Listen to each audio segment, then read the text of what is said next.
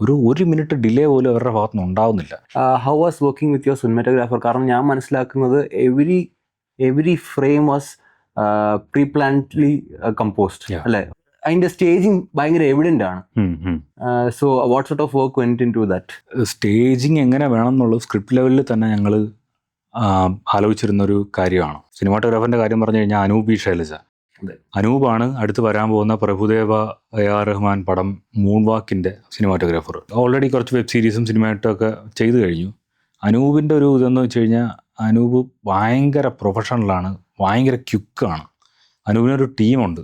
ആ ടീമെന്ന് വെച്ച് കഴിഞ്ഞാൽ അവന്മാർ ലൈറ്റ് സെറ്റ് ചെയ്യാനും ഒരു നിമിഷ സമയം മതി. ഒരു മിനിറ്റ് ഡിലേ പോലും അവരുടെ ഭാഗത്തുനിന്ന് ഉണ്ടാവുന്നില്ല.